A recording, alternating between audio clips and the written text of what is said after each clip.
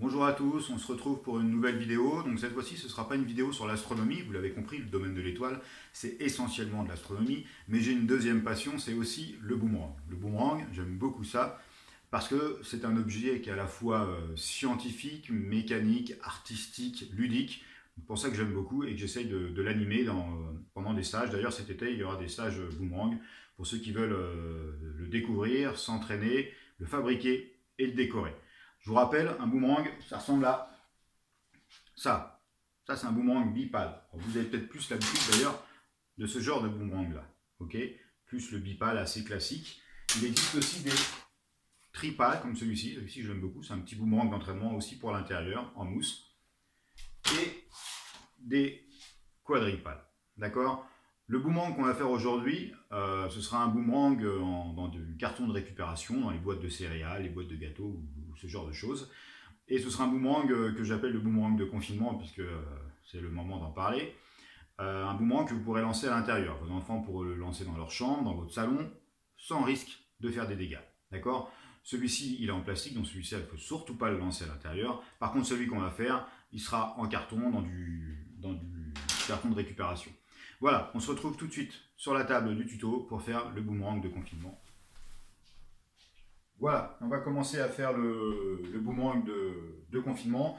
Donc je vous rappelle, hein, tout cela, bipale, quadripale, deuxième bipale, encore un bipale et un tripale.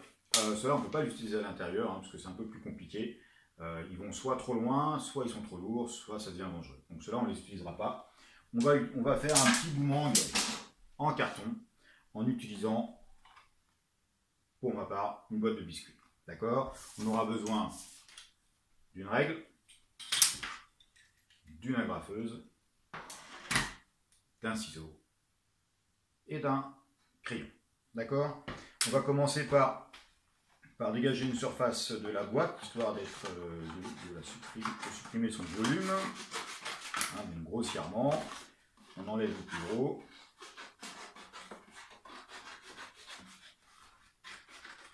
Voilà, là, j'ai plus le volume de la boîte, hop, et j'ai juste un carton. Sur ce carton, sur la partie qui n'est pas imprimée, on va tracer le boomerang. Donc pour le boomerang, il faut faire un rectangle de 25 cm par 5. D'accord? Donc je commence. Voilà.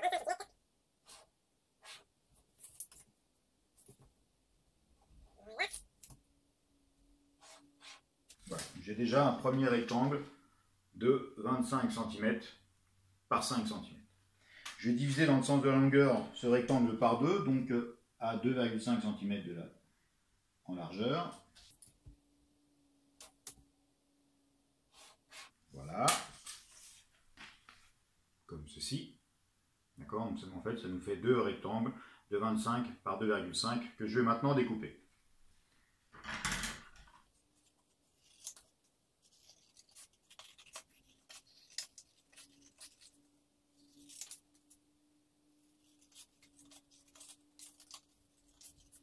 Je découpe les deux. Hein. Je redivise par deux une fois que j'ai fait ça.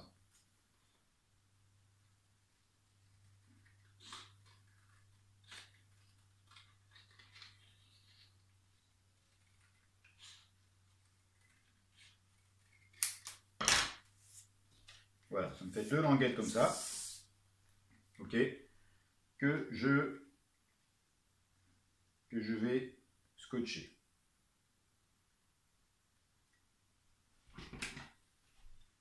Je prends les deux faces imprimées dans le même sens, je les croise de façon à peu près égale et après je les scotcher ou agrafer. Moi j'ai l'agrafe. Voilà. Une fois que j'ai fait ça, il faut après faut former un peu sur les pales, il faut former un peu le profil d'aile d'avion. Pour ça, il faut se mettre sur le côté de la table. Le mieux, c'est de se mettre sur le côté de la table. Alors, face à une table, si vous êtes gaucher, parce qu'il y a des boomerangs pour droitier et des boomerangs pour gaucher. Si vous êtes droitier, vous vous mettez à gauche de la table pour faire l'opération de profilage. Et si vous êtes gaucher, vous vous mettez à droite de la table. D'accord? Donc, moi, je suis droitier, donc je me mets à gauche. Je me mets là sur le bord de la table. Donc voilà, vous vous mettez à gauche de la table. Vous présentez votre boomerang comme ça, à peu près sur la moitié de la pale. et vous appuyez dessus pour marquer un pli.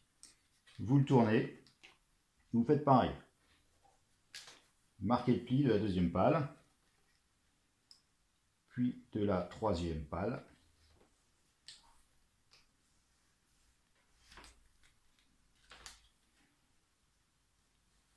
Et la dernière. Pas à peine, on n'est pas super précis non plus. Hein. Voilà, là, je marque, je fais un peu le profil d'aile d'avion de mon boomerang. Parce qu'on peut considérer d'ailleurs les pales d'un boomerang comme celles d'un avion. Voilà. Je vous fais une petite démonstration pour lancer votre boomerang de confinement. Alors je vous rappelle, hein, votre boomerang, vous avez la face qui est en général la face illustrée qu'on appelle l'extrados. Et la face qui est plutôt plate en général et qui n'est pas illustrée, qui est l'intrados. On prend toujours l'intrados contre la main, comme ça, la main droite, et on le tient comme ceci. Ok ? Et vous devez armer votre bras, on casse le poignet, on casse le coude, on casse l'épaule.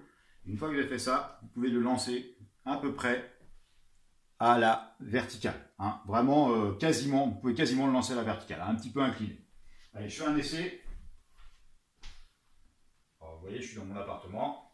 Attention, j'essaye. Il y a une petite boucle. On va essayer de faire une plus grande boucle. Voilà. En tout cas, il revient pour faire vos petits boomerangs de confinement.